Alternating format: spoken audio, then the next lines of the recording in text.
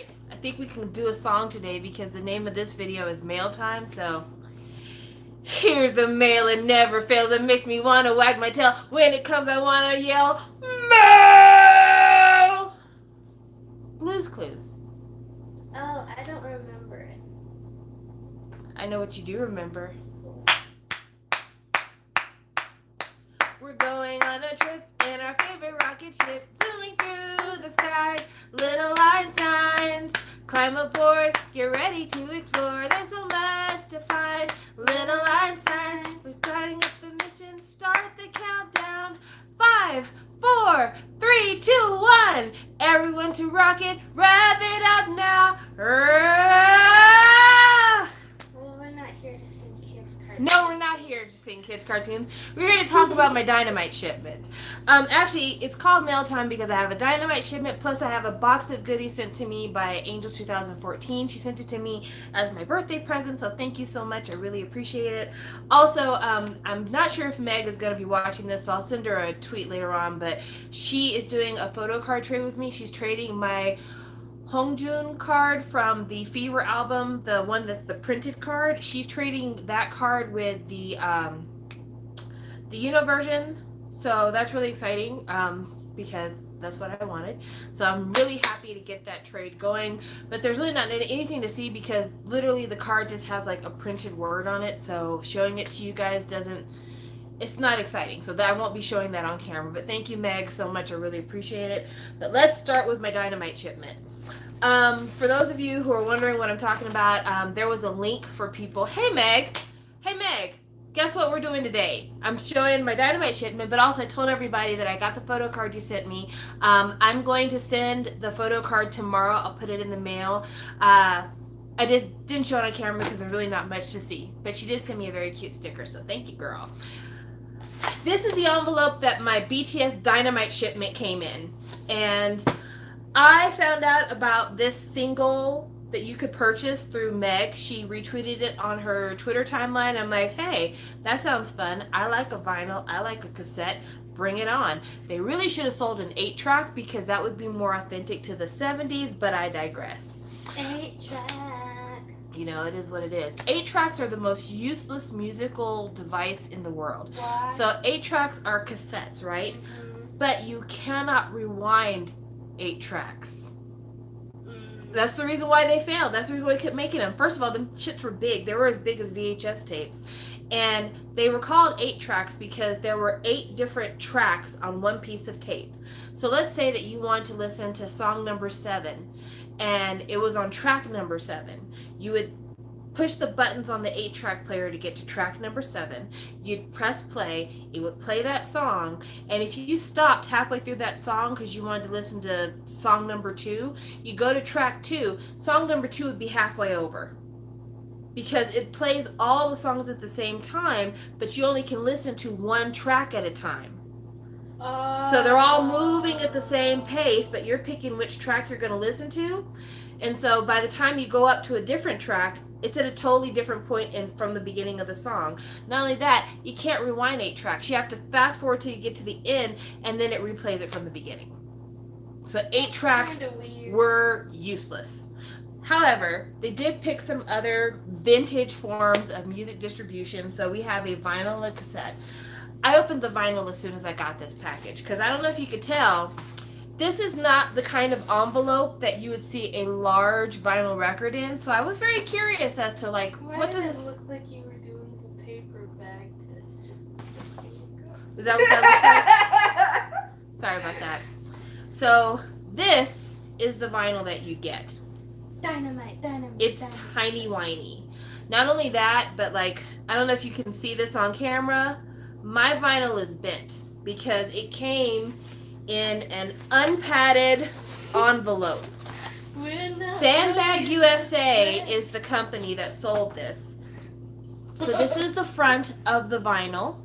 Oh, you can also see it's like bent in the corner. I don't know if you see it's bent. This is the back. I believe this vinyl was either $6 or $8. It wasn't very expensive. There's no album art in here. Like this print, this is the album art. There's no other there's no other pictures or anything in here at all. It's just the record. And this is what the record looks like in the front. This is what the record looks like in the back. And for those of you who know anything about vinyl records, you might have noticed when I flipped it over something really bizarre. Flat. It's completely flat. It's only pressed on one side. Not only is it only pressed in one side, it's a really shitty pressing. So I don't know if you can see that. You probably can't see it on camera. It's probably not going to show up very well. But this, it's like the vinyl is just not very good. It's really cheap vinyl. It's not made very quality. I don't even know if this plays, to be honest with you. Stephanie has a record player, so I'm going to ask her if she'll go in her room and try to see if it actually plays. Yeah, because I think But yeah, this is not... If I had known that this is what that vinyl was going to be like, I probably wouldn't have bought it, because it's really cheap. And I get that it's inexpensive, but it's also cheap, if that makes any sense. I mean, it's only printed on one side, the fuck. But I haven't opened the cassette tape yet, so I'm excited to open that. Maybe we get a little picture or something. So this is what it looks like from the back so far. It says Dynamite. It's written in black. It's not even written in color ink. And then you can see that it's got like the Big Hit logo right here and whatnot. Then this is what the front of the cassette looks like. Nothing to write home about. I do not think I have a cassette player. Stephanie has one of those like all-in-one record player, MP3 player, radio, CD player type outfits. I don't know if it has a cassette player to it, so I won't be playing the cassette to see if the cassette actually plays, but I am going to open it up. I realize I probably am ruining this thing by opening it up, because like this might be a collector's item one day. I don't care. More than likely I'm going to try to get rid of this at some point. So yeah, let's open this up. And yeah, it's just, this is the cassette. It's really cheap. It's really cheap. It's just, yeah. And I'm going to take the jacket out of the cassette, and it's just one piece of paper. It doesn't have any pictures. It doesn't have any pictures at all. It's just for the lulz. Just for the lulz. So that is my BTS Dynamite single merchandise haul, I guess. This whole package with shipping cost around $20. So it wasn't super expensive at all. In fact, I'll double check to make sure what I paid for it, because I have that email in my inbox here. Let's see, Sandbag.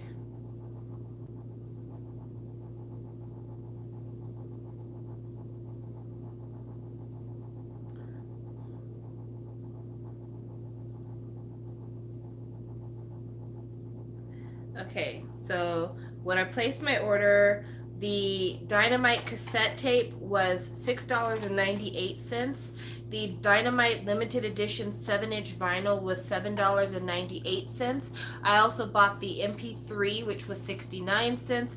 So my total order was $15.65, and the shipping was $10. So my order actually cost $25.64. So for $25.64, I got an MP3, I got this thin as shit vinyl, and I got this very plain, almost nothing cassette tape. And my vinyl is bent. Like it's straight up, it's bent because it was put in a non-padded envelope. So, you know, in the future, Big Hit, if you're considering doing cute merchandisey things, I don't want to discourage you from doing it, because I like fun stuff. I think the rest of us like fun stuff, but can you maybe consider using a company that provides a more quality product, maybe is more proficient when it comes to shipping and doesn't ship things in an unpadded envelope? That would be ideal. I purchased this directly from Big Hit. I did not purchase it from a secondary seller. The link that I used to purchase it should be available on Twitter, but it was an official link from BTS. In fact, it was the BTS USA. The BTS US store is who I purchased it from, but on my statement where it shows like the billing, it says Sandbag USA, and when it arrived in the mail, it said Sandbag USA. So yeah, the website is bts.sandbaguk.com, I think is what it's called. No, the website is bts-dynamite.USA, and that is where you can get the limited edition vinyl and cassette. So yeah, if you are interested and you want to buy it, it is bts-dynamite.usa. Did it play? It played, but it was pitched down for some reason. Like they were like, boo, boo, like that. It's probably because you need to change the speed. Because whenever you're playing singles, you have to change the speed because singles actually play at a faster speed I than. did change the speed, but it still sounded weird. So it's probably just a shit press. I mean, look at how bent this thing is. It is so bent up. It's just unbelievable. I don't know if you guys can tell I don't know if you can tell from looking, but like, it is warped. It is warped. It's not completely even. But anyway, that's how you get this. It's official, I guess, but it's just not worth the money. It's not worth the money. So hopefully I saved you guys $26. And if anybody would like to buy this off of me, hit me up in the DMs. Definitely write me at Shawwal_360. I'm at Twitter, and I'm also on Instagram, and I will resell this to you for a very reasonable price. But yeah, that's that. Now we get to go to what Jade sent me. She's got a big box of stuff that she sent me, which she did not have to. I told her to save her money because I don't believe in children spending their money on gifts for adults. I'm just saying. Every time my daughter's like, Mom, what do you want for your birthday? What do you want for Christmas? I'm like, don't buy me anything. Make your daddy spend money. So she sent me this box, which I was not anticipating getting something like this. Like, literally, she's like, here's the tracking for the gift. And I'm like, oh, okay. You didn't have to do that, girl, but thank you. And I don't know where she got this from. So if you ask me where I got it from my friend. I don't know where my friend got this from. This is it. It's the Map of the Soul Tour box. Now, I want to be very clear. I know that Jade knows that this is all counterfeit merchandise. What I'm about to show you is all counterfeit merchandise. And you may ask yourself, why would your friend give you counterfeit merchandise? She did that because she knows I love fake shit. I never try to pass my fake shit off as real because I'm not that kind of a person. But I just love seeing what the fake stuff looks like to see how close it looks to real things. So this box is full of my favorite style of fake merch, tour merchandise. I cannot wait to see what all we got here. I've only opened a couple of things. I haven't opened them all, so I'll be showing you piece by piece. So the first thing we have here is this BTS jelly bracelet, which is BTS, and you can't really see it very well, but it's got the old Bulletproof Vest logo right there. Yeah, you can't see it at all. It's just, it's unclear. It says Army, and it's got the date 6/13 of 2013 printed on it, so that's really cute. And then there is a pink version of the exact same thing, and there's the old BTS logo right there. I don't know if you can see it or not. So that's really cute. Next we have this box, which had something called a deco strap, which I don't know what that means. I have no idea, but it's got like a fake authentic sticker on it. And then this is the strap, and I probably will actually use this, honestly. It's got like fake signatures on it. I'm probably gonna use it as a hair tie, honestly. Like, I can already see this being like a hair tie. It just needs to have one more knot, and then it's a hair tie. It's kind of slippery though. I don't know how often I would use it as a hair tie, but there you go. That's my BTS tour hair tie deco strap. I guess if you had like a purse strap, you could knot it on your purse strap and it would hang down. But yeah, I'll probably use it mostly like this. Next, we had this. This is the other thing that I opened before I got on camera. It's this box of mini photo cards, and see it says RM on it. That's how you for sure know that this is not real, because whenever you buy the tour mini photo cards, they always come random. Anytime I've ever bought a box of authentic photo cards, you always get a mixture of group members and like one unit card. And so this is supposed to be all RM cards, and they are pretty. They're really cute, but they are in various forms of like decent print to horrible print. So this first one is actually pretty decent in terms of the print quality, except for the fact that it's got a weird coloring issue. You can't really see it well on camera in the evening, but the coloring issue is that it's a little bit lighter on the top and more yellow at the bottom. Here's the other one that you get, and it's just coming off a little bit blurry. Can you see how it's like more yellow at the bottom and more like bluey at the top? It's a little bit more obvious here.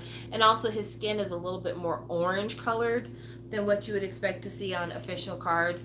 And then this one, the color is completely different than the last one. So the last one, his skin was very orange. This one, his skin is more brown. This one is printed a lot better than the last one. It's weird though, like his face and his hand are totally different colors. Then we have this one, which is just flat out yellow. This card is just flat out yellow. It's completely yellow. Then we have this other card, which is probably the best printed one. This one is very pinky, so there's that. Then this one is like almost a neon blue. It's very, the color is very hypered. Then this one, which is like completely overcast and kind of greenish in real life. It's, again, the camera's not doing it justice. It's kind of green. And then this last one, which is kind of a middle color, but it's still not printed very clear. So those are all of the mini photo cards that were included in this set. So that was kind of interesting. Next, there's a lot of stuff in this box, guys, so it might take a minute. Bear with me here. Next, we've got this, which is supposed to be a BTS sticker set from their tour. It says tour right here. And these stickers are like die cut, which is really cute. It's going to make for some nice decorating stuff, since I won't have to be worried about, oh, can I use them? They're official. Nah, I'll use these however I feel like. So you have this one, which is a full group set. And then the back says trademark paper. You've got this other one that says tour. This one that says tour. I hate how the bottom is cut off. I really do. I don't like that at all. And then, oh wow, it is individual members. That's interesting. I wonder if you get a full set of every member. So they're die cuts of individual members. That's really cool, actually. And they're all kind of doing the same pose from Dynamite. This is you. Anyway, but yeah, they're die cut member stickers, and they're not bad. They're a little bit yellow for like them being in all white, but other than that, they're pretty cute. I'm not going to show every single one of them, but it looks like I did get complete member sets, and it looks to be 3 per member, so that's pretty cool. Let's see, I've got 2 Namjoons here, and I've got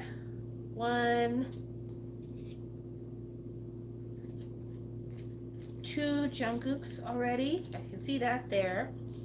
And then I can see that I have 2 Sugas.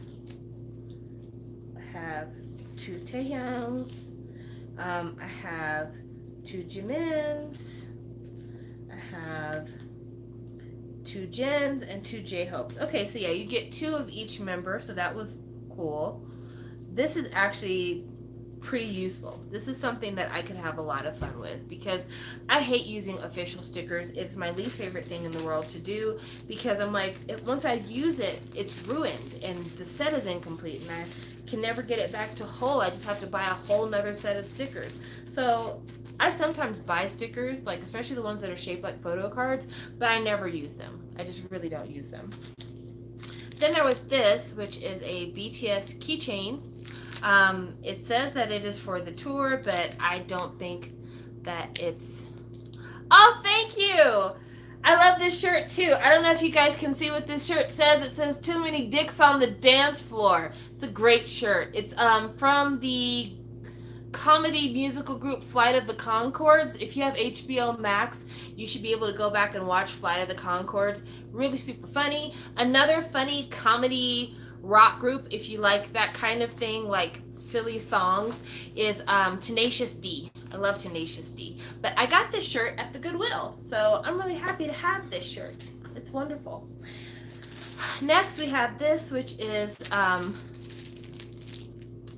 gosh, it's printed awful. Like even on camera you guys should be able to tell how incredibly blue and gray this is. This is supposed to be a standee. So let's go ahead and open this thing up and see what we think about that.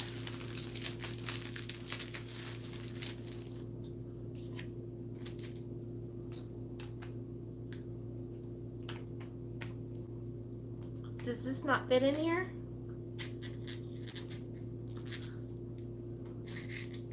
Ah, got it. So yeah, it's a standee. You put that on your desk or on your countertop or your bookshelf, and it's a standee. It does what it says it does. You saw it stand up on my hand, and my hand is not an even surface, so at least you could say it did do its job right there. Then you have buttons. It's loose buttons. There's nothing on the back. One button is a group picture button, and the other buttons say Map of the Soul Tour, and the other one says Map of the Soul. And this is the group button. It's cute. It's cute. I have no problem with that. I would probably put it in my Ita bag because my Ita bag's got all of my pins. I could probably put that there. Next we have this thing, which is different. This is Film Photo BTS, and again it's got a little reflective sticker on there to make you think that this is an official film set. I'm going to open this up here.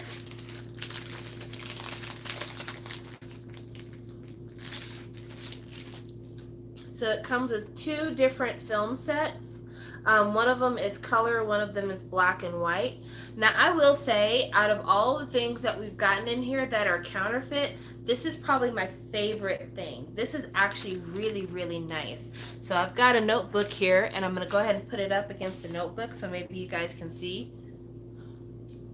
But that's what it looks like against the notebook. It's a very clear print. It's just a little foggy, I guess. I think it's the plastic that it's in. I'm going to take the plastic off of here and see if it looks any better, because it looks fairly clear before you take it out of the plastic here. Yeah. No, it's still very dark. Why is it so dark? That's bizarre. That is bizarre. Okay, so I'm using this completely white background. And you see when you put it up against the white, it's still like a little bit dark. But the pictures are pretty clear. I'm happy with that. They look a lot clearer when you don't have them against a background. Don't know why that is. They look a little bit blurry when you put them against a background, and that's just not on camera. Like I'm looking at it in person, it looks blurry when you put it against the white surface. Don't know why that is. That is so bizarre. But anyway, yeah, that's what it looks like. And that's the black and white ones. And oh, Jade, you made it. I was just talking about this box of things that you got me. I'm showing them off. So you're about halfway through the box. And ooh, that one's got some. Oh, that's the sticker line. Good. This is the color film. The color film looks a lot nicer on the white background, but again, it's kind of fuzzy. It's a little bit fuzzy. So this is Thank you. I am having a decent week, but the week just started, so what can you do? But yeah, that's the film strip. That's the film strip. Now we have a pen. This is the RM pen, which it's super shiny. I don't know if you can tell, it's like a really shiny plastic, and it's supposed to imitate his signature. That's interesting. I don't know if I would have. I don't know if I would have bought a signature pen. So that's something that I definitely wouldn't have thought to get for myself. And I took it out the plastic because the plastic looked scratched, so I wanted to make sure that the pen itself wasn't scratched. And it's not scratched, but it's kind of a, it's just a really shiny plastic. Next we have this, which is a fan. This is the RM fan, and in the back it says Map of the Soul Tour. And it's got a tag at the bottom, a little tag that says RM. I'm enjoying this a lot. You've given me a lot to look at here. I'm enjoying looking at everything and kind of seeing like how close they got to the originals. And then this thing, which looks like it's a handful of posters. The back says photo paper, and it looks like there's a whole bunch of sheets in here. So let's open this up and see what's inside. This box is the RM box, but there's a surprising amount of group things in this box as well. Jade, you'll have to tell everybody where you got this at in case they're interested in getting it themselves. So here's the first picture, and it's kind of like a wintry picture. And then, oh, individual member pictures. Hey. So we have B. We have RM. I don't know why this paper feels like really, it almost feels like sticker paper because it's like a little bit wet on one side and then dry on the other. Or like it's like glossy on one side and dry on the other. I was about to say a little bit wet. And there's Sugar in his outfit. Then we have Jimin in his picture. We have Jin. Jungkook, his photograph. And, ooh. Huh. That's interesting. So I have J-Hope, and J-Hope's photograph is a totally different color hue than the other ones. So this is his, and I don't know if you can tell, but like the skin tone on his versus the skin tone on the other one, it's way brighter and way pinkier. That is bizarre. And it's like all of them are like that. All of them have a more muted skin tone than his does. Interesting. But those are all of those. It says it's photo paper, so I don't believe these are giant stickers, but they feel like stickers. Like my body wants them to be stickers. So it is what it is.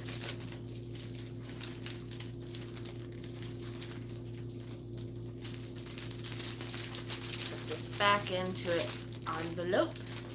And it looks like the last thing in this box is this really large Ratman kind of hardy board photo with the little brackets on the end, and then on the back it says Tour Premium Photo RM, and it's got like this official thing on there. Stephanie, could you do me a favor? I know you're busy reading. Can you grab the one from the bookshelf? Grab what from the bookshelf? This one. It's right there. You can't miss it. So I actually do have an official premium photo of Ratman from the previous tour. So yes, this is the only one. So I'm going to just compare the two. I mean, they're different tours, so they're not going to look the same, but we're just going to compare like some of the features. So this is the official one that I have, and this is from the Love Yourself tour. So very similar in terms of the brackets. You see how it's got the brackets in both of the corners, or in all the corners. Size-wise, these are exactly the same size. Oh no, it's not official at all, Jade. None of this is official. It's all fake. But you know I love fake stuff, so I'm very, very happy. So this is what it looks like on the front, and he's obviously got different styling. Like one of them is kind of more of a natural brown hairstyle. The other one is very much an ice print style. So style wise, it's not going to be similar. When I'm looking at the print here, the print is not bad. I will say like the print is fairly clear. It's just that I would say for this one in particular, it looks like his skin is a little bit washed out. And I think it's because the color palette is not a very vibrant color palette. Now looking at the back at the stickers, that's where you see the most difference. So here is what the sticker for an official one looks like. It's a pretty small little sticker right there that tells you what it is you're getting, the premium photo. It's got this official logo thing right here. That's what it is. This one has a whole bunch of like Korean print on here, and then it's got a whole bunch of other like warnings on here, and it doesn't have the BTS logo on it. Instead, it's got a big hit sticker on it. So this is what the see how like the sticker is way bigger and there's more instructions on it, and then it says big hit instead of having the BTS sticker. And both of them say big hit on it. Like this one says big 2018 Big Hit Entertainment. This one doesn't have a year on it. Like there's no year on it at all. Even on the back of the picture it says RM, and where the copyright should be at, there's no year on it. This one does not have the copyright printed on the photo itself. The copyright is only printed on the sticker, and it also says RM on the bottom. So yeah, those are the major differences here.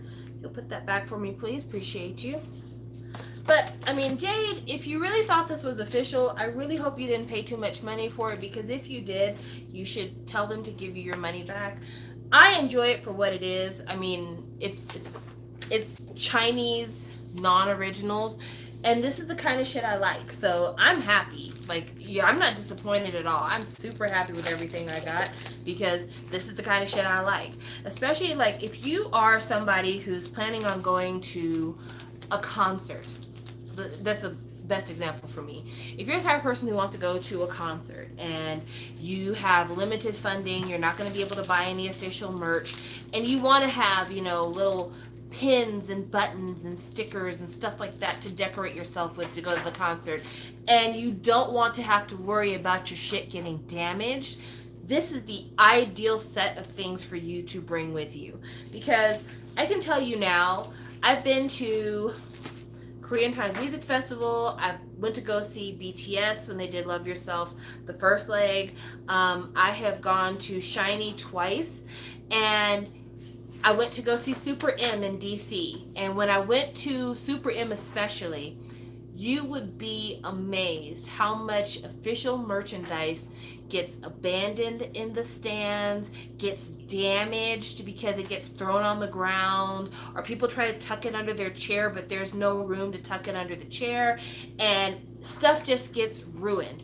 In fact, Jade, she probably remembers, because we both went to DC to go see Super M together. You could not get the Super M light stick in time to go to the concert. So people were buying the Super M light stick at the concert. That light stick was like fucking $70. It was super crazy expensive. And I have a Super M light stick box in my house right now, because the ground of the concert venue was littered with boxes from the official Super M light sticks. They were all over the place. A bitch had options when it came to which one you wanted. So you didn't have to get the raggedy one. You could have got one that was pristine looking, because people were literally taking the light sticks out the box, tossing the box on the ground, and keeping going. So a lot of official merch and shit like that gets ruined when you go to concerts. So having stuff like this where you're like, I can wear it, and if it gets damaged or if it gets lost or whatever else, I'm not upset, totally worth it. Like, honestly, especially for something like this particular thing, this is a perfect thing to buy fake. This is a pen. I cannot tell you how many people show up to concerts with all these fan-made pins that they paid $15, $19, $20 a piece for, and then the backs get loose and people lose their like one-of-a-kind fan art pens in a big old crowd because it fell off when they weren't looking because they're being jostled and everything else. So this type of stuff is ideal because you bring it to the concert. If anything happens, you're like, oh well, no skin off my nose. I'm fine. It's okay. Not to be missed. So yeah, this is perfect, and especially like, you know, like, woo, RM, look at me, I love you, marry me. This is perfect. This is perfect. Because he's not going to marry you, so he won't get offended that you brought fake merchandise with you to the concert. The only thing that I ever recommend buying for a concert, my daughter's going through my old yearbook. She's being a mess. The only thing I ever recommend buying official for a concert, I highly recommend buying the official light stick. That's really the only thing that I believe that people should absolutely buy official and not try to buy a fake, because the official light sticks are made to work on the Bluetooth systems for the concert operators. So depending on where you're sitting, your light stick gets a signal and it lets them know, okay, that light stick needs to be red at this time while the light stick on the other side of the room needs to be green. So having an official light stick is really good for being able to be a part of like the color wave and the color patterns. But outside of that, nothing else that you're going to take to the concert do you have to have official. So if you're getting fan-made t-shirts, fan-made pens, fan-made fans, all this kind of stuff, it has a place and it serves a function. So don't feel bad about it. You know, I will say this though, because there's always different things that need to be stressed. I don't mind people bringing fake merch to the concert. Doesn't bother me at all. Like, tons of people buy fake shirts to wear to concerts. It's just a fact. Because sometimes you can't get the merch in time to wear the official merch in the concert. So I get it. One thing, though, that I do not like, and I'll never appreciate it, is when people try to pass off fakes as real. So, like I was showing you guys, all of these little mini cards that were sent, I would never try to trade those with anybody and act like they're real. I wouldn't put these in my photo book and be like, oh, I've got a complete collection, a complete set. I would never do that. And the reason I would never do that is because I don't believe in lying to people. And also, my photo card collection, and this is just me personally, because I know there are people that have photo books filled with fake cards and they love it. And if you like it, love it, do you. For me, when I look at my photo card collection, especially like my star card collection, my Minho collection, they represent the journey to acquisition. So it's not just about the fact that, oh, I have all these Minho cards, or oh, I have all of these RM cards, I have the whole star card collection. It's not about the fact that I have it, even though having it is wonderful. It's about the fact that over the course of years, I was able to get little pieces here and there, and those little pieces here and there, when I look at my book, it shows me completion, and it shows me all the things that I did to get that one. And I remember this one was given to me by this person, or this one was a trade, or man, I looked forever for this one and I finally got it, or this was a limited edition one and I got a really good deal on that one. That is, for me, the joy of collecting. It's not about having a collection for the sake of having a complete collection. And I think the people who collect fake photo cards like intentionally buy fake sets of photo cards to be like, look at me, I got a complete collection.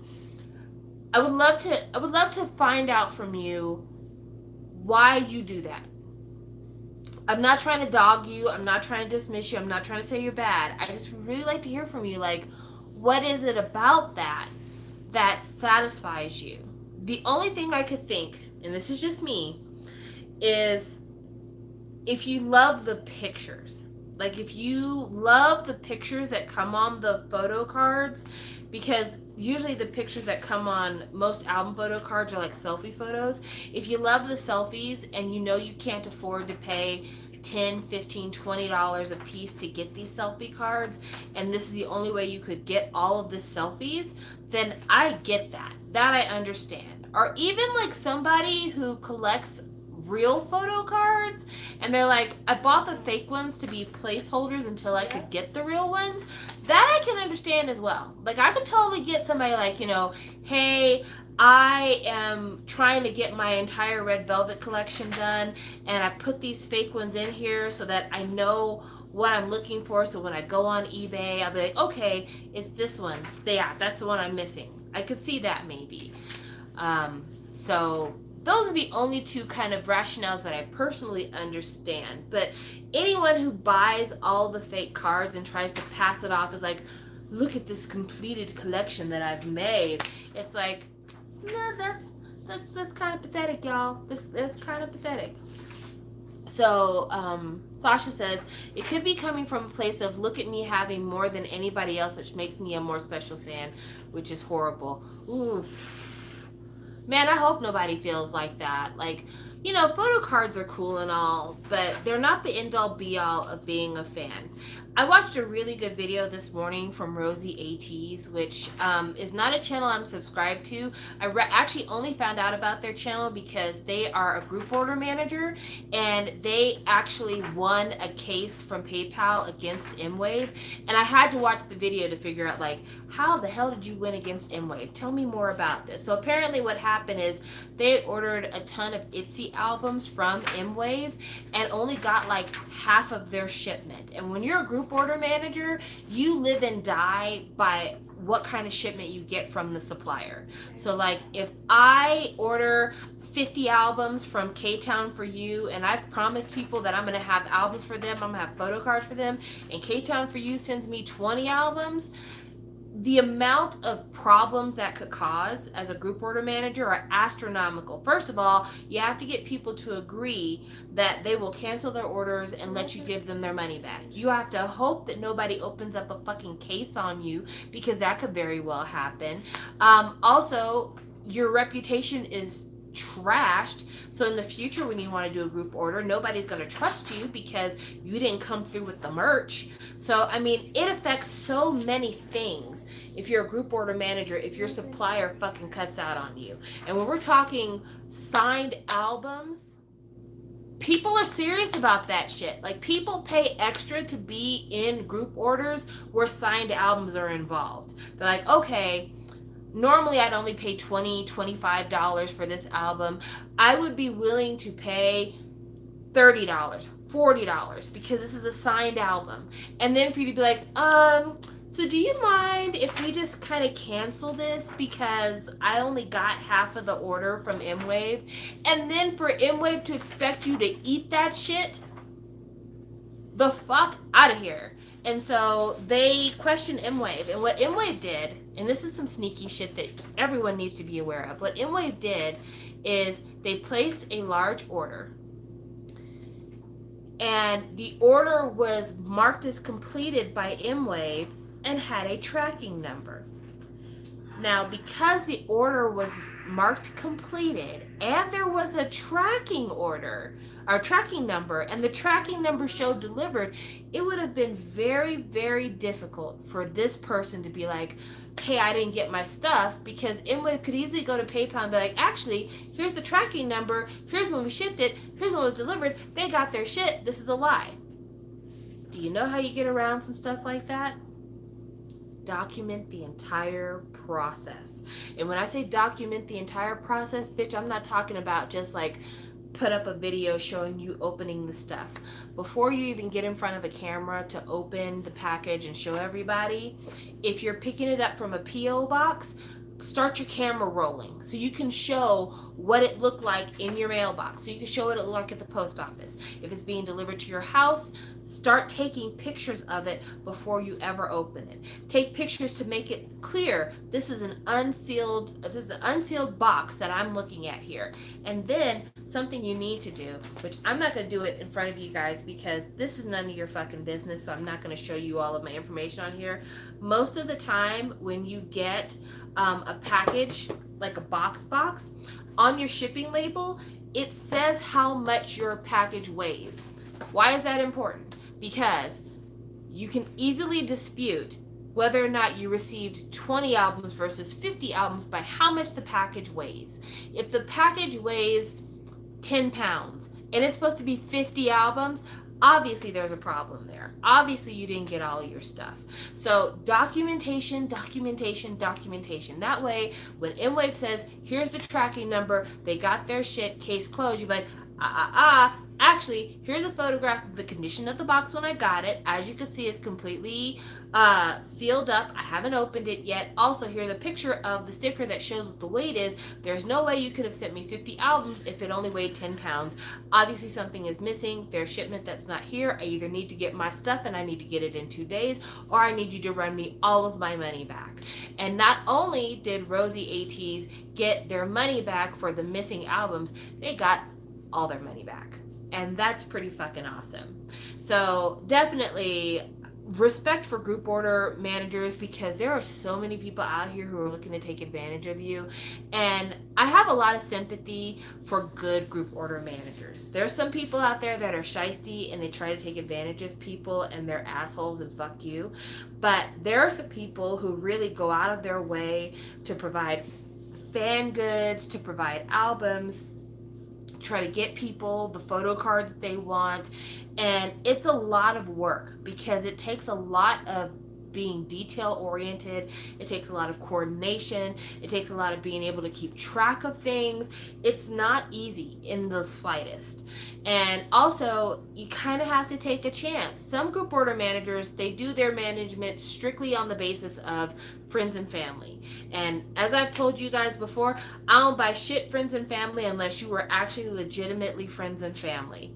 But like, if it's Katie Sue from Kalamazoo and they're asking me to give them $40 friends and family and they might send me an album in exchange, no, I'm not doing it.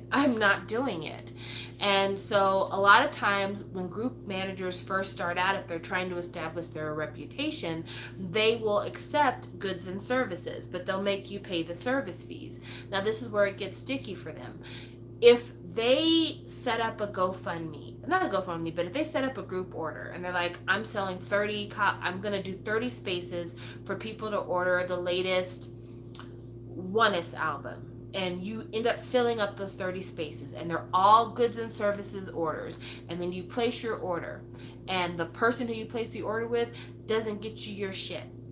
All of a sudden you now have the ability to have a case opened up against you because you did it through goods and services. And somebody can go back and say, I was promised this album. It's now been 30 days. I didn't get my stuff. I feel like this is fraud. And once you have enough like resolved cases against you where people have filed cases and you lost those cases, PayPal will close your account. Like straight up, you won't be able to do no more PayPal nothings with them. Especially if your PayPal is connected to your social security number, it's a wrap. PayPal is no longer a service that you're allowed to use anymore. Now you gotta start using Venmo and Cash App. And who is gonna be buying group order shit through Venmo and Cash App? Not me. I found your high school crush. Edmund? Yes. He's so fine. But yeah. He looks okay. Being a group order manager, that shit's stressful. The other thing that's stressful with group order managers is when the seller is like a straight up fraud. So I've talked about on my channel, it's been quite a while ago, but there was this one group order that I was following because I really wanted this item, but like things just sounded shisty and I didn't want to do it. It was a group order for our Jonghyun doll. And it was a Jonghyun doll that had like a bunch of outfits and it was just like really, really cute and really, really reasonably priced, like 30 or 40 bucks. It was a doll plus outfits for like 40 bucks. And I'm like, man, I would love to get this. This is really, really great. But the seller or the person who was making the doll was also the group order manager for the US. And they were only offering friends and family. And this was somebody whose Twitter page didn't have a big history. They didn't have any history of group orders. They didn't have any history as a doll maker. And I'm like, yeah, no, I'm going to wait and see what turns out with this. I'd be willing to buy it resale, but I'm not going to buy it like this. Turns out they were a fucking liar. They scammed everybody, took all the money, ran the hell off. And so you have all these group order managers left holding the bag after they've given this person hundreds of dollars in orders from all around the world to get these dolls. So you can imagine how many people were ruined by this. But then you have the group order managers who are the crooks, where people send the money to the group order manager, and then the group order manager says, yeah, my Connect is being really slow and I haven't gotten anything from them, or I promise it's coming next week, it's just that my mom has pneumonia and my dog has the flu and all of us have broken ankles and there's no way for me to hobble to the post office, so you're gonna have to wait until I get better. There's like an infamous BTS group order manager who like pulled that shit off, like did huge group orders for a bunch of BTS albums and used the money to follow BTS around America. Wow. I know, right? Big bullshit energy. And so when you have tales like that of group order managers who basically stole everybody's money and then used it to like have fun and, you know, post up on the gram and, you know, take clout photos and shit like that, it makes people really fucking upset. And it makes people distrustful. And it makes it to where people with the best of intentions, they don't have anybody who wants to be in their group order because they're like, I've been scammed before. I'm one of those people. Literally, I'm one of those people. I've never been scammed by a group order manager because, like I said, the only group orders I've ever been in have either been like my personal friends or it's been somebody who allowed me to purchase through goods and services. But I really wanted to get the ATEEZ album through My Music Taste, but I didn't want to buy it myself because I wasn't, I don't know. I've never used My Music Taste to buy anything before, and I didn't want to start now because I've already got like so many different places where I buy stuff from, and I need to be able to keep track in my mind where all my shit is coming from because I'm not a spreadsheet girl. So I was like, okay, well, I would do a group order to buy this ATEEZ album because that'd be really cool. That'd be great. And there were so many group orders that were open for ATEEZ's Fever album, and some of the prices were like just bargain basement cheap. Like people were selling ATEEZ albums for $12, $15 because they were trying to buy enough albums in order to win a virtual fan sign. And I get it, I really do. But because these people were buying so many albums, they were like, there's no way I can front the money. I'm not rich, so you need to send the money to me, friends and family, because I need to have access to the money right away so I can order the copies I need in order to be able to be eligible for these fan signs. And I mean every single one. Like I searched ATEEZ group order Fever. I put that in the search in Twitter. Going down a list of at least 25 to 30 different group orders by separate people, every single one was friends and family. And I'm sorry, I get the fact that you don't have the money to be able to qualify for the fan sign yourself and you want to increase your odds of winning, but you're literally asking me to loan you money unsecured and I am a stranger to you. I can't do that. I'm sorry. I don't know you. I don't see your history of success. I can't trust you. And even though it's only $12 or $15, that's still $12 or $15 I could spend on my own. So I'm sorry, I'm just not going to do it. And I mean, I was so tempted because them prices were low. This Jason guy is not the most handsome. Well, you know, I don't know. I don't even know who it is. There's so many people. But yeah, so that's the reason why I like group orders. I would love to be a part of a good group order for like some unique merch, but what I've come to understand about myself is that I just don't trust anybody, and so it's not going to be my ministry. It's not what I do. If anybody remembers who that group order manager was who stole all the money from the BTS fans, I would love to talk about that story because it was, I remember reading about it and being like, oh man, this shit's wild. I wonder if I can look it up.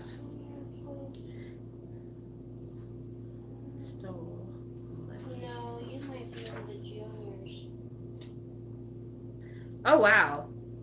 If you go to Twitter and you type in the phrase GOM stole money, the amount of like over and over and over that people have. Well, I think this GOM stole my money. Regularly scheduled tweet for me to be salty that my GOM essentially stole my money. They stole people's money. There's no need to protect them. Fuck that GOM that stole army money to basically stock BTS on their tours. That's the one. Kicked out of GM house, stole coaching money. Don't know who that is. The way that GOM stole my money and I never got my package. This person. So I bought a lot of Jimin merch from fan sites through GOMs. Many of them have been very nice and understanding. Others have screwed me up by disappearing with my stuff, not refunding my money, putting my stuff up for sale, or refusing to send order. I know they do this service. Yeah. So apparently it happens a lot. It happens a lot. This one. Erica was a former GOT7 GOM that ghosted people after not shipping goods for 2+ years and used mental health as an excuse when she was in Korea like 2 to 3 times a year with the money she stole. I happened to put 2 and 2 together when someone said her name to me. Like, it happens all of the time. It happens all of the time. So, like, I don't know. It's not my ministry. I wish my classmates... You know, I thought about that. I thought about that a lot. Like, what is it that allows people to do criminal things? What is it that allows people to hurt other people? And I've come to this conclusion when it comes to that. I don't think that they look at people with human eyes. Not saying that they're demons or anything like that, but like when I'm looking at someone else, I have a certain level of empathy with them because they're a fellow human being. And so I don't like to see people harmed. I don't like to see people lied to. I don't like to see people sad. And I would feel a personal sense of obligation if I got money from you and you expected something from me. I would feel really shitty if I let you down and I didn't do what I said I was going to do. The people who run these group orders and they're willing to run off of people's money and use it to go to Korea or use it to go to Japan, they don't look at these people as fellow human beings. They look at them as potential ATMs.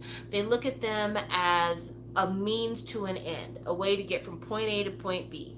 And it's the same thing that serial killers do. It's the same thing that serial bigamists do. It's the same thing that narcissists do. It's a type of sociopath behavior where it's somebody who just doesn't have that empathy button and they're just like, I don't give a fuck about you. I give a fuck about me and what I'm interested in and what I want.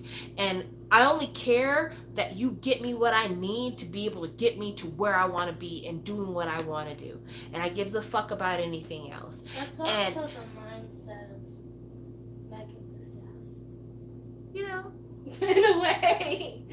But like when you think about it, when you think about it, a lot of the world is like that. A lot of people in this world are willing to kick down other people to get what they want. I mean, look at all these crazy Karens and Billies that are in Walmart and Sam's Club talking about, I'm wearing no fucking mask. It's America. I do the fuck I want. I got rights, damn it. You know, people who, again, don't see the humanity in others. They only see the humanity for themselves. And they behave in a way that basically is like, fuck everyone around me. I do what I want. And so, you know, it's not an opinion that I have a lot of the time. I try to be as empathetic as possible unless you piss me off. But yeah, it's a thing. It is a thing. And it makes it to where you just can't trust everybody out there in these streets. Doesn't this girl right here give you Morticia vibes? Kind of. My daughter's looking through my old yearbook and it's troubling. It's a lot of cool characters right here. Well, to be fair, I did go to school in the 90s, and the 90s are kind of in style again, so looking through my yearbook is really kind of a journey through the past of fashion. But yeah, I'm not a fan of my old yearbook pictures. I looked very, very rough at the time. You look happy. At least you're not one of these people taking a picture with their eyes closed. Well, I told you about what my mom said. She said she wasn't paying for no more school pictures where I wasn't smiling. So I learned my lesson.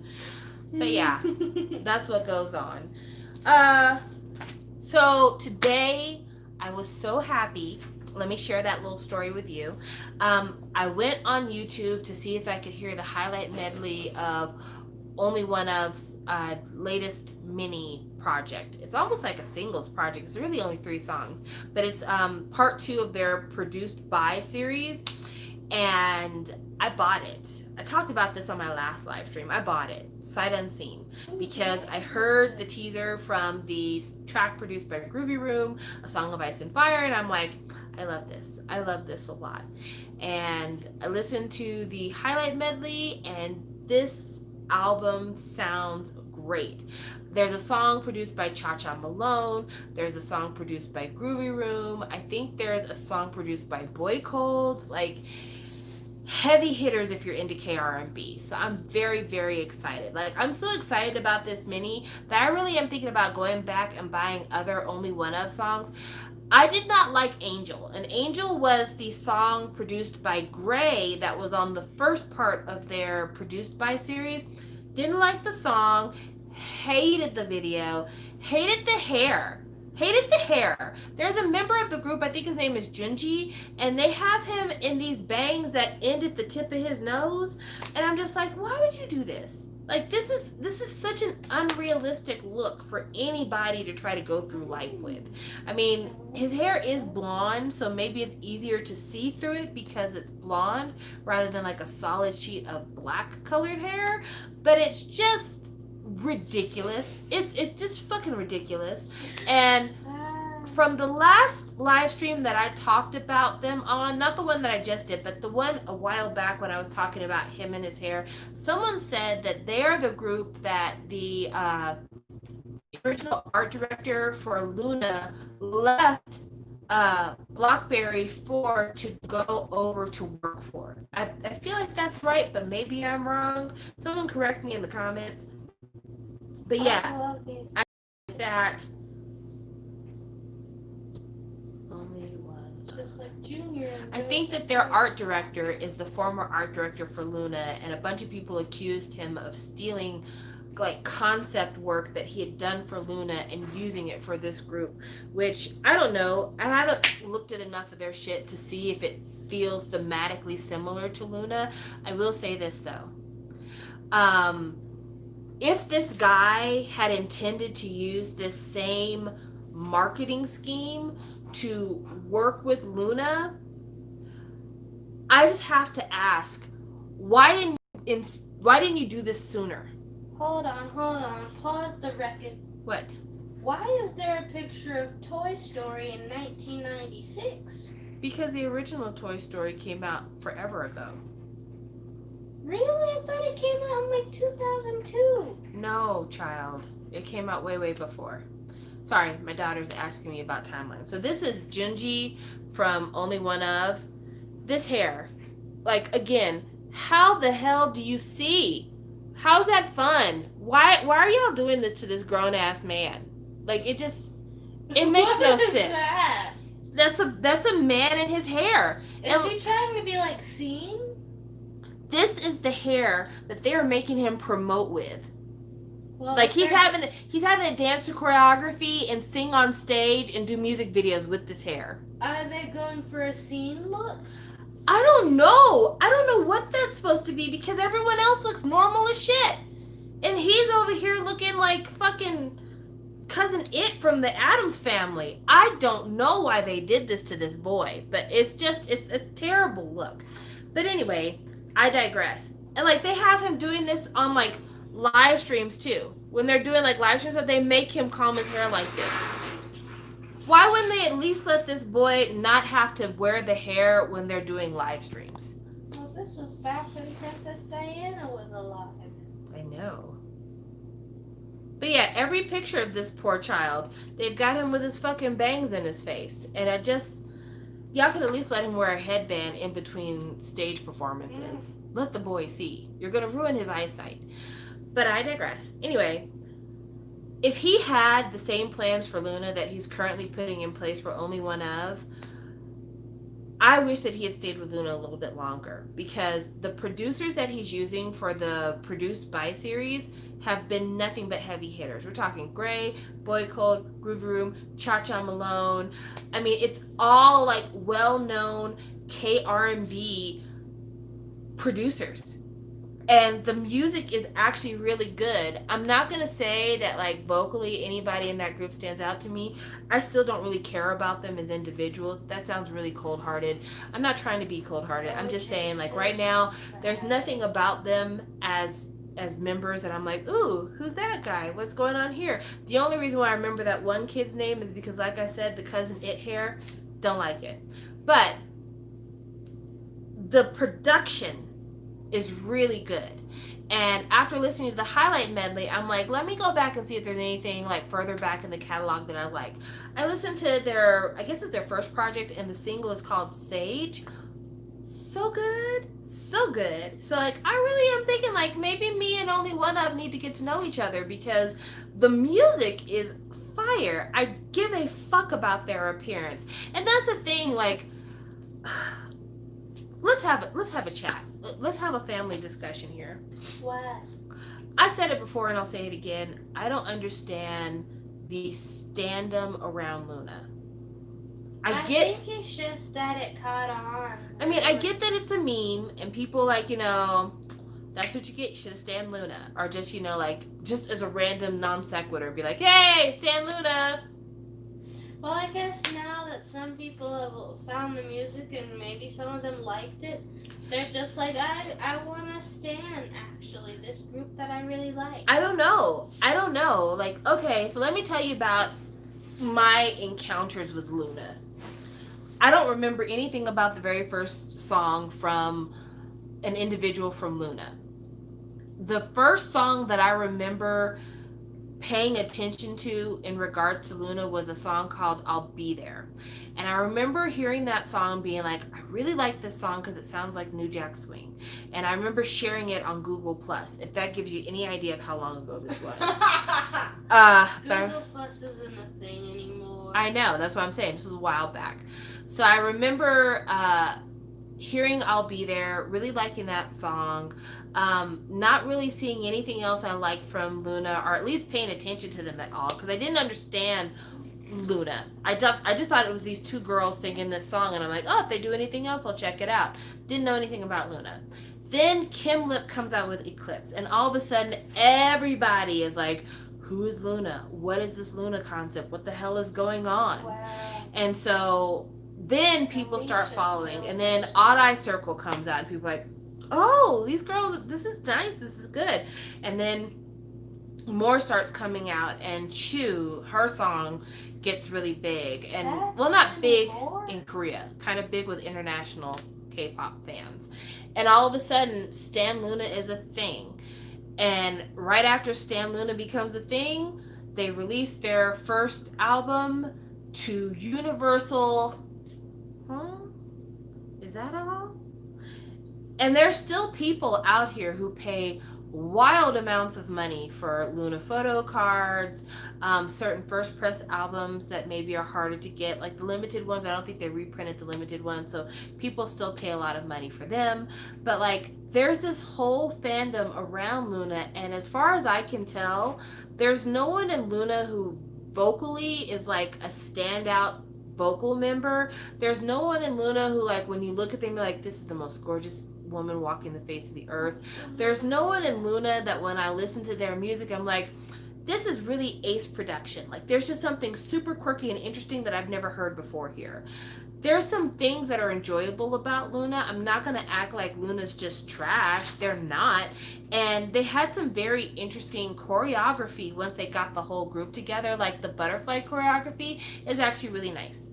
But I don't get the obsession that some people have with Luna. I don't get the hope that some people have with Luna. Like, there are some people who are like, if Luna could just get the right A, B, and C, they would be like the best. And I'm like, I don't see it for them like that. I don't see it for the team. Conan O'Brien used to look not half bad. Okay. So this comment says, it's from Destined for K-Pop. I still am confused about the type the hype people had about buying all the Luna albums, people talked more about buying Luna than their sound. True, there was a lot of that. I think I've talked about it on my channel before, but one year I was doing the Secret Santa and I invited this guy to be a part of the Secret Santa, and he waited until the last minute to buy his albums, which was not what we were supposed to be doing. He violated the rules. I pushed him out of Secret Santa. I ended up having to buy the album for the person that he got in his stead. Anyway, this guy, I think his name was Alex. He has a channel here on YouTube where he shows his Luna collection, and his Luna collection is obscene. Like, I don't even know how to describe it other than obscene. I'm gonna try to see if I can pick a thumbnail for him, because I mean, at this point, why should I lie and why do I have to change names? I'm saying enough about him for y'all to know who he is anyway. So his collection, Mine 9, that is his YouTube channel. This is this video right over here, that's him. I know it's not clear, but his channel name is Mine 9. So let me tell you the history of how I met this guy. I don't mind, it's fine. I met him when we traded cards for Orange Caramel.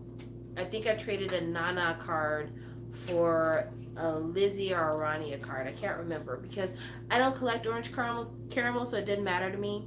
But we traded cards and we talked, and he was really friendly, and I had a good time hanging out with him. I'm not hanging out with him, but I had a good time chatting with him back and forth in the comment section. So he is a collector. And before Luna ever came out, before anybody wanted any Luna albums, I remember him being a huge Nine Muses collector. And when I say huge, I mean he was one of the only people I knew who had the very first Nine Muses album, back when they were actually 9 girls and before anybody had ever left the group. He had, I think it was called like Let's Have Tea or Let's Eat Dinner or something like that. It was a weird title, but he was the only person I knew that had that. And he had so many other super collectible, super premium 9 Muse items. And when I first kind of was interacting with him, I'm like, wow, he's a really serious collector. I'm really amazed that he's getting all this stuff. And I knew he was paying really high prices for a lot of this stuff. And so I'm like, wow, he is a really big Nine Muses fan. Then, as we were starting the Secret Santa and we had a group chat where everybody was chiming in on different things they like, literally the year that we had that Secret Santa and that group chat that he was a part of was the year when people first started paying attention to Luna. Like, no one was paying any attention to Luna prior to that year.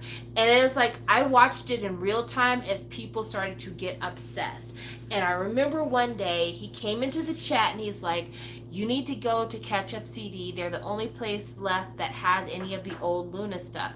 And he literally ordered virtually their entire stock of Luna albums, like cleared that shit out. And after that, he became known as like the Luna collector, and he bought all of their limited edition stuff, he bought all of their fandom stuff, like a bunch of stuff. But this is where things to me got a little like, he starts selling all of his Nine Muses stuff. He starts selling pretty much all the other groups that he was collecting before he was collecting Luna. And he was reselling some Luna stuff, but he was reselling this stuff for 4 and 5 times what he paid for. It's like he recognized that Luna got really rare, and he decided to do 2 things. This is my opinion, not saying it's true. But it seemed to me like what he did is he said, okay, Luna's super popular, Luna shit resells really big. I'm going to become a niche collector, and I'm going to make my name here on YouTube with my Luna collection, the fact that I've got so much rare out of print stuff, and also the fact that my collection is going to be so extreme because I got in early, right? And it made me, as a person who buys stuff because my heart wants to buy these things, kind of feel like, and I felt that way because, like I said, he started clearing out all of his old stuff, and he wasn't clearing stuff out at low prices. And I'm not saying he had to clear out stuff in low prices. Like, that's not what I'm saying at all. But like, stuff that he paid $50 for, he's like, and I'll sell it for $100. Stuff that he paid $20 for, I'll sell it for $100. Like, it felt like he was more collecting baseball cards rather than being a fan of the group.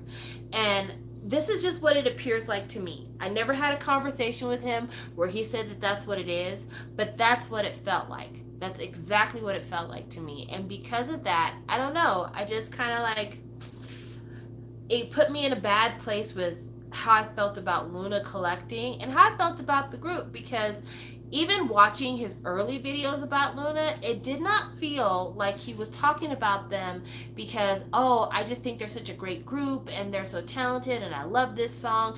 It was more like, look at all this stuff I got. And like, I got this one, which is a first press thing. And that's not my vibe. When it comes to collecting, I'm not really interested in seeing people with huge collections for clout. That's another reason why I really like Rosie AT's video. If you haven't had a chance to watch it, Rosie AT has a video called like My Pet Peeves with the Collecting Community. Really good video, really well spoken about just the issues, like the right verbiage for everything, which I greatly appreciate. But we've gotten to a point in the collecting community where, hey Alex, we've gotten to a point in the collecting community where we've told each other and anyone else who will listen that we don't shame people for their economic status, which is the reason why I said earlier, like, if you spend $2, $3, $4, $5 on a fake fan because the real fan is $20, so you gotta wait in line for 2 hours to get it, I'm not mad at that. I'm not mad at that at all. But there are people who will be like, I can't believe you would show up with something fake when you should be giving your money to the artist because they deserve it, because how else are they supposed to do anything for you if you don't spend your money with them? On the one hand, I absolutely believe if you have the ability to spend money, even if it's just spending $1.30 on a download, I highly encourage you to do that, because anything is better than nothing, and they really do have to make a living. But there are people who buy obscene amounts of merch, albums, the whatnot, and they don't do it because they have so much love for the group and want to give so much money to the group. Sorry, my eyes were a little itchy. There's people who do it simply for the online clout. They want to be known on Instagram for being the collector of that group. They want to be known on YouTube for being the collector of that group. They want to be known for being the person who gets all the rare shit, who has the huge collection of. Like, one of the things that I have never understood, and, somebody will have to talk to me about it. There's one time where I understood it.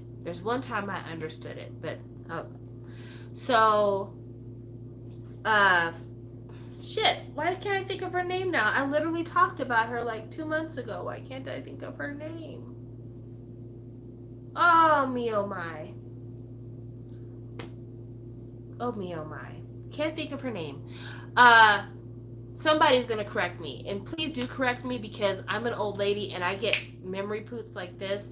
When me and Mason were talking about her channel and how she decided she was going to scale back her collection and narrow her collecting, and she is a friend of Carolyn, and I don't know why I can't remember her name all of a sudden. I feel terrible now. Anyway, I digress. I remember when Super Junior came back after Zaffer 7 Love. Thank you. Got it. Zaffer 7 Love. I remember when Super Junior, everybody came back from the military, and she bought a bunch of copies of the album that came out right after that, and it was like a bunch of copies of the same album. But it was because it was like, I bought so many copies for so many years of them being a group. I think it was like 13 copies for 13 years. It was something like that. And I remember being like, that's wild, but also she's been waiting for everybody to get out the military, so if this is how she wants to show support, I totally get you. I feel you. But there are people that I've seen like collection, like, well, not collection, but like shelf pictures, where people take a picture of their K-pop shelf and they'll have like 15 copies of the same fucking album. And it's like, why? Why do you have so many copies of the same damn album? And it's not even a rare album. It's just that one album. Like, I would understand if you had a lot of copies of an album because it had a lot of different covers. So for instance, there was that time when SM tried to do us all dirty and they decided that all of EXO's albums had to have member covers. I saw what you did there, SM. We don't like that shit. Anyway, I knew that there were people who bought every single cover because when you put all the spines together, it made a motif. Even with Super Junior, there was the group version plus all the members. If you put them all together, the spines made a motif. I got you. I feel you. But then there would be people that would have like 15 copies of the exact album, Korean version. And that album don't look no different. It don't look not a bit different. And it's like, why? What are we doing here? What is the explanation of that? But it's because they'd be like, oh, well, when I designed my shelf, I wanted this shelf to be the shelf of the black and white EXO albums, and this shelf to be the shelf of the silver and gold albums, and this shelf to be the shelf of the colorful albums. And it's like, I guess the ministry is yours. That's all for you, girl. But then you have people who are struggling economically. Maybe they just don't have it in them to be able to spend any of the money. Or maybe they're like too young to have access to money to spend, because that's a real thing. And they get this idea that in order to be seen as a serious collector, in order to be seen as somebody worth admiring in the community, your collection has to be massive. You have to have a shelf tour instead of like a shelf photo. And I think it sends a wrong message, and especially like in this particular economy with coronavirus kind of bankrupting us all, trying to get out here for clout points because you can buy so much stuff when so many people are hurting, it's just not cool. It's just very inappropriate. It just feels very icky. So I don't get that, and I don't know why people do that. You know, whatever you have is what you have.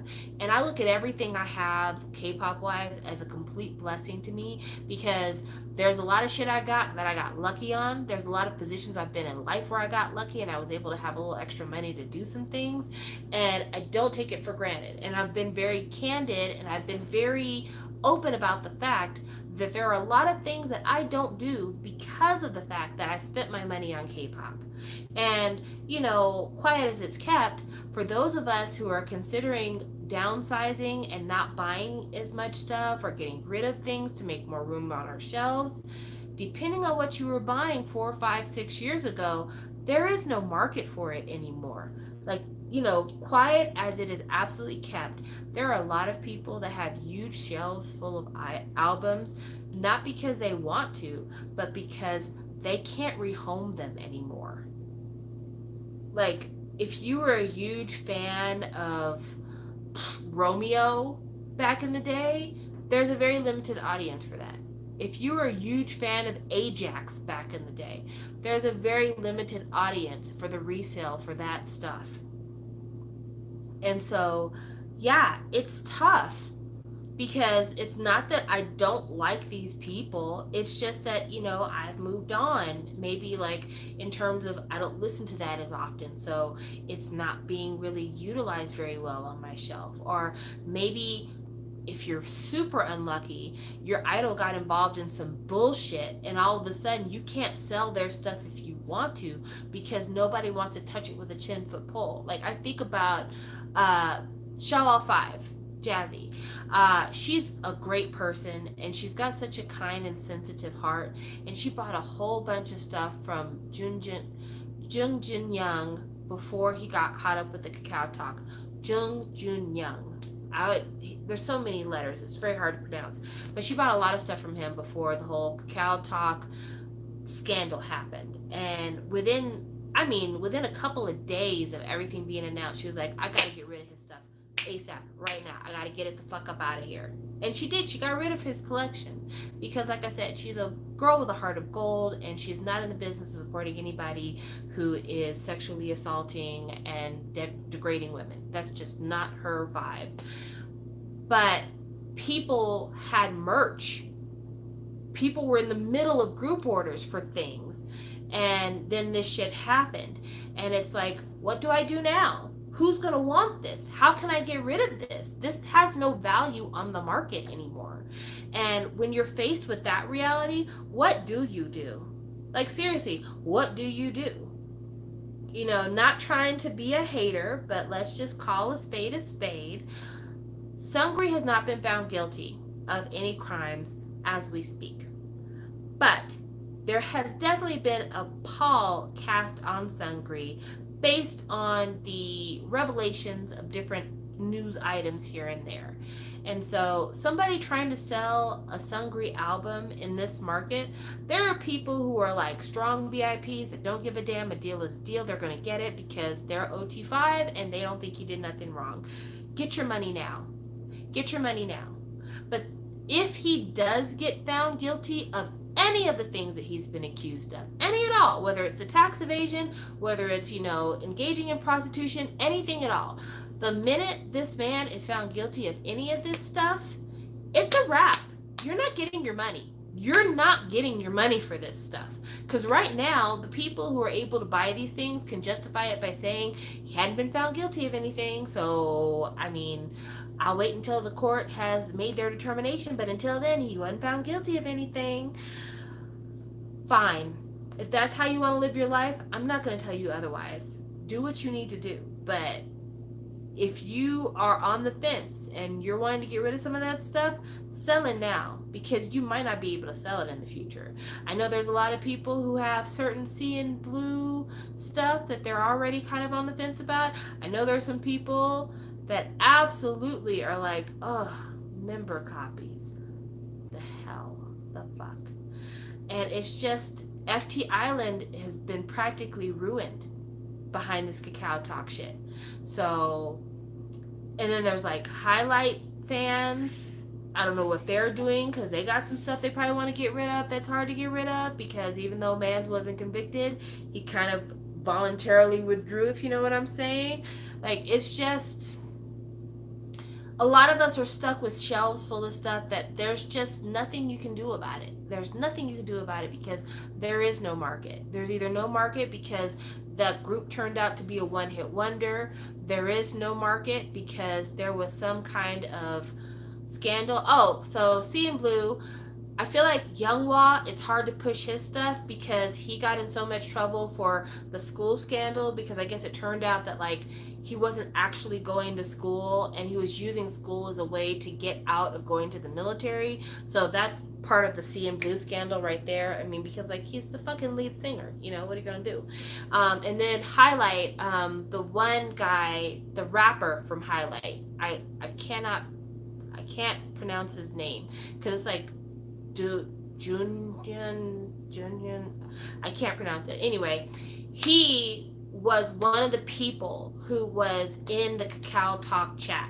Now, he did not actually get any criminal, Junhyun, so hard to pronounce. He didn't actually get any criminal charges pressed against him, but like, because he didn't share anything. Okay, so the people who got criminal charges against them in the Kakao Talk group were the ones who were either in the videos that were shared in the group or who acknowledged in the group that like, here, I have this video for you guys to see. That's who actually got like convicted in court.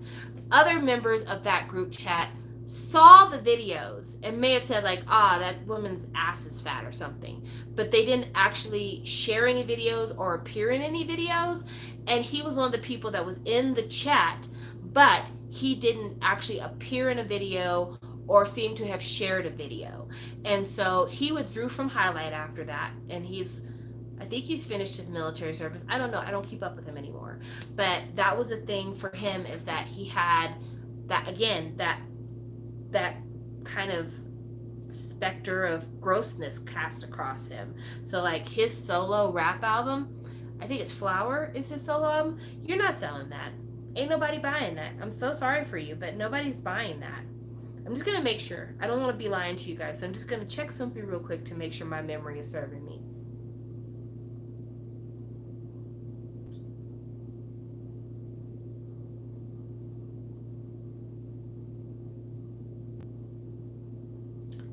Wow, there's a lot of people in K-pop have the exact same name.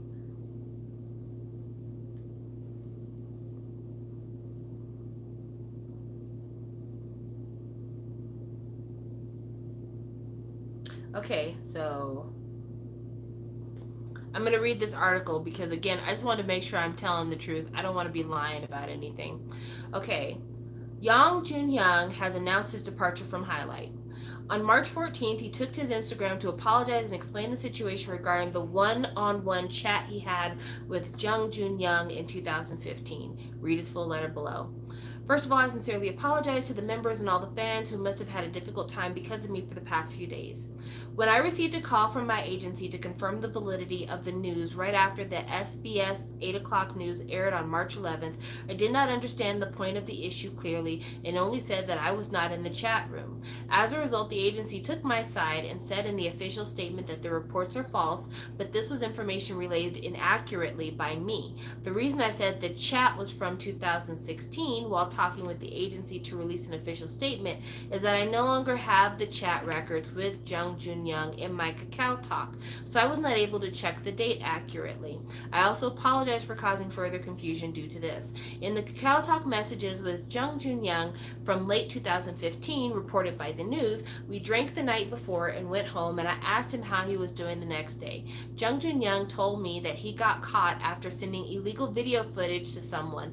I responded, "You got caught by her?" I did not receive a video at that time, but I did receive a video at a different instance. In addition, I participated in inappropriate conversations regarding it. All these actions were very immoral and I was foolish. I treated it as not a big deal without thinking that it is a crime and a legal act, and it is also my fault for not firmly restraining Jung Junyoung. I participated in a witness interview regarding this matter. I said everything that I know without any lies, and I cooperated with the investigation. While receiving the witness interview, I saw exactly what conversations I had in the past, and I was embarrassed and could not help but feel horrified. I never participated in the illegal acts of taking hidden video camera footage or circulating it. In addition, I have maintained a relationship of only greeting each other once in a while with Jung Junyoung since late 2016. However, although I knew of what happened during that time, I thought of it as not a big deal and acted at ease. I was a silent bystander about this severe issue where several more victims may have arisen due to my actions. I'm very sorry to have not been able to repay the overwhelming love, and as I betrayed the trust of the members and fans who have trusted me due to this issue, I realize the severity of this matter, and I do not want any further harm to be done to my fans and members who must have been disappointed because of me. So I will leave the group Highlight as of March 14th, 2019. I will live while reflecting on myself again and again. I once again apologize sincerely. Oh, and by the way, that was from an Instagram post that has since been removed from his Instagram. But yeah, it's just, again, he didn't spread the video. He was not in a video, but when seeing the video, he's just like, "Ah, man, she cute though. Look at them titties." Like, that's basically his response. Instead of thinking like, "The video you sent me, this girl is clearly fucking drugged up and doesn't know that you're doing this and has no idea that you're filming this. This shit's foul, man." And like, honestly, really and truly, this is what, when we talk about being allies, for real, being an ally isn't being like in a crowd of people being like, "I stand by women. I care about women's rights. Women, women, women, women, women. I love them. One day I will marry a woman." I'm sorry, I went Andrew Caulfield for a second. But in private, being an ally is telling your friend, "I respect women. This shit's foul. This ain't right." Or if you really feel like what they're doing is like crazy, illegal, bad, the cops need to be involved, be like, "Hey, could you do me a favor? Could you send me some more? I really like this shit." And then show up to the police station like, "Here's all the evidence of my friend raping women. Do what you need to do." That's how you're a real ally. That's how you're a real ally. And, the thing I appreciate about his statement is the fact that he actually acknowledges what he did wrong. His apology is piss poor in terms of like, I didn't take it seriously. Like, nobody wants to hear that. But he at least said, I made inappropriate comments. I did not report this activity to the police when I knew that it was wrong and that it was illegal. And I lied when they asked me about it. So these are the things I did. At least he does say what he did. But yeah, if you're trying to sell his solo rap album, good luck to you. Because I don't know a bitch walking the earth right now who wants it. You'd have to give it away. Because I certainly wouldn't pay any money for it. Not at this point in the game. Absolutely would not. In fact, I'm kind of mad that he's on Caffeine. Because I love Caffeine. It's a great song.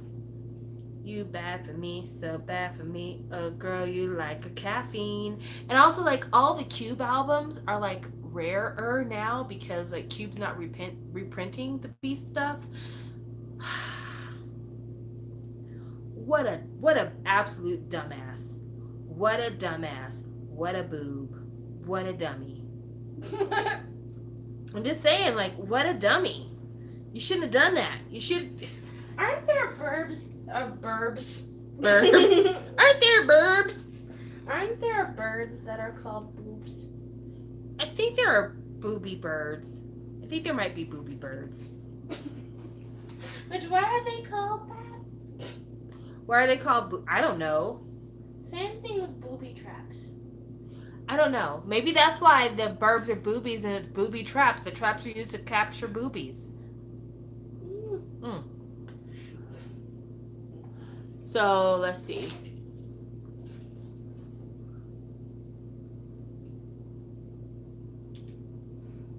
So, Janini says, I'm seriously considering selling off 60% of my albums. I've already purged my shelves and picked those albums in boxes to test selling them. So I'm sure I have like 2 dozen I would keep. Totally feel you on that. I have a couple of boxes full of things that I need to sell. Mason's seen them. I have a lot of stuff I need to sell. Okay, so I haven't checked up on Jung Jun Young in a minute. Like, since we were talking about this, he is the main one that, like, all this Cacao Talk shit got busted wide open because he's, like, morally bankrupt. So the last update they have for him on Soompi is this headline, which I don't recall seeing this, but we've been in the midst of Corona, so I haven't really been keeping up with him and his bullshit.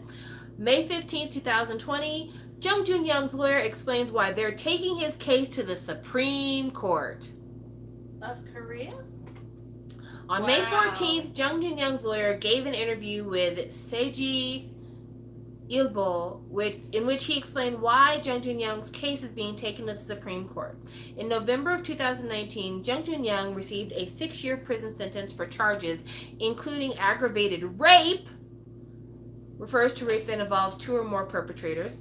Both the defendants and the prosecution appealed the verdict. On May 12th, after a series of appeal hearings, the Seoul High Court reduced Jung Jun Young's sentence to 5 years. Lame. Fuck out of here. The next day, Jung Jun Young submitted another appeal, which means the case will be headed to the Supreme Court. In the interview, Jung Jun Young's attorney said, although he was found guilty in his first and second trial, there are not enough constituent features to say that he violated the Special Act on the Punishment of Sexual Assault Crimes, aggravated rape. In order to erase the brand of sexual assault criminal, we intend to argue to the Supreme Court that this represented a misconception of legal principles. Okay. Let me break that down for you in layman's terms.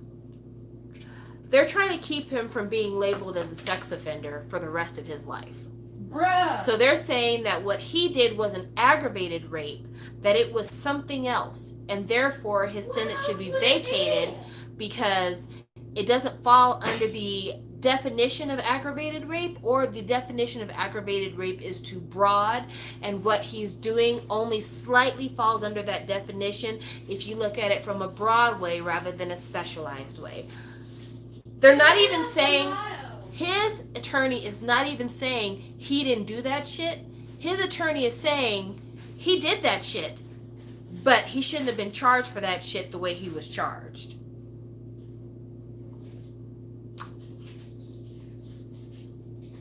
The lawyer continues, We do not intend to make a shameless dispute about the act of sexual relations itself. The heart of the case is proving whether the victim was in a state of loss of mind and body or unable to resist. A criminal trial must demonstrate evidence. Let me tell you what unable to resist. First of all, unable to resist is a gross phrase to use when we're talking about rape. I just couldn't resist raping her, man. It was just too appetizing. My penis wouldn't cooperate. I had to hold her down and penetrate her. Gross. Yuck. But also, loss of mind and body. Korea is one of several countries in the world where you can get off on criminal cases because you are drunk. What? You can be drunk and get caught molesting somebody, get caught having a fight with somebody, and especially men towards women, you could get caught sexually harassing, assaulting a woman and be like, I was drunk. Didn't know what the fuck I was doing. It wasn't me, officer. It was the alcohol. But mama knows, gosh, feeling loose. We're talking about rape. Sorry. It's okay. It's just good. It's just the fact that Stephanie's back here dancing. Anyway, now, as a Shawwal, I'm not going to be a hypocrite here. Onu was accused of sexual harassment when he was like blackout drunk, and I said because he was so drunk, he probably didn't mean to harass this lady. I feel like there's a very different thing here. What's different is the fact that in Onu's drunken stupor, he didn't set up a video camera and film himself having sexual relations with a woman when he was drunk and loss of mind and body. And then after he woke up from his drunken stupor, shared the videos with multiple people to show them this awesome thing he did when he had a loss of mind and body. So that's where the difference comes from. I'm not a hypocrite. Choi Jong-hoon's sentence was also reduced by Seoul High Court. He has not appealed as of yet. The prosecution, however, who had recommended a 7-year sentence for Jung Jun-young, have also appealed to the High Court. The High Court's verdict. So I don't know when they're gonna redo this case. Hopefully, it'll be on our radar so we can talk about it as more things developed. But I hope, with my most sincere heart, with the heart that I value the most, I hope that it actually does make it to the Seoul Supreme Court. And I hope that the people who are on the Supreme Court are allies to women, and they will say, you know what, you are right. The sentence that you received for your first couple of cases was ridiculous. I don't know why they would sentence you like this. You actually should be doing 17 years in prison instead of 7. Here you go, friend. And then usher him to the jailhouse.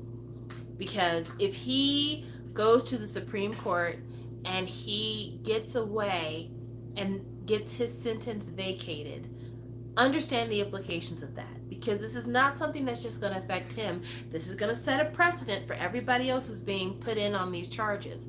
If he gets found to be not eligible for sentencing under the laws under which he was convicted, there is a strong chance that other men who have been caught filming, photographing, videotaping women against their will be able to go to the court and say, it's not rape, it's not sexual assault or harassment, because I was smoking weed at the time. I was intoxicated. I could never have done loss of mind and body.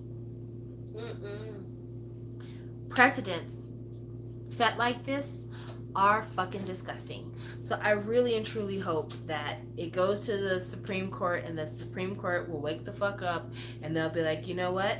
We're just going to go ahead and put him under the jail. We've decided that is the proper treatment for this. Because, I mean, I don't understand what else you could do in order to be labeled as a sex offender. I don't know what you have sex with a woman unbeknownst to her, you film her unbeknownst to her, you share it with other people. Like, if that's not a fucking sex offender, I'm offended hearing about this. If that's not a fucking sex offender, I don't know what one is. So angry. I hate him so much. But anyway, we've now been talking for close to 2 hours, so I am going to go ahead and get off the live stream. But I really and sincerely hope that you guys have a much better day than this conversation that we had, which was a terrible conversation. Janini, I'm so glad to see you on the chat. I feel like I haven't talked to you in forever. We'll have to definitely DM and Twitter sometime. And thank you, Jade, for this lovely box of tour merch. This has been a lot of fun. I really enjoyed going through it. Big Hit, I need y'all to do better. I really need y'all to do better. Not this bent vinyl. I need y'all to do better. But outside of that, thank you again for joining me. It's always a good time whenever I can be with you, and I will see you again later on this week because I believe my Sax 3 album is coming on Friday. So talk to you later. Bye. Bye.